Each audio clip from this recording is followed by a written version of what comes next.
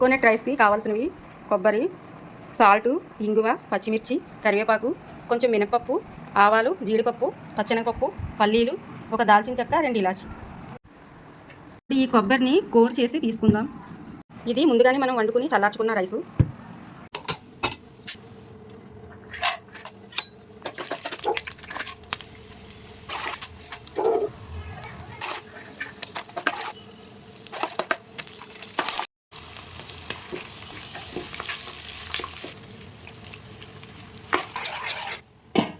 ఇప్పుడు ఇందులో సాల్ట్ వేసుకుని మంటని మీడియం ఫ్లేమ్లో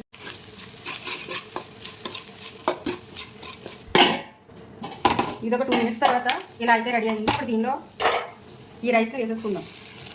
ఇది పట్టుకునేలాగా మిక్స్ చేసుకుందాం.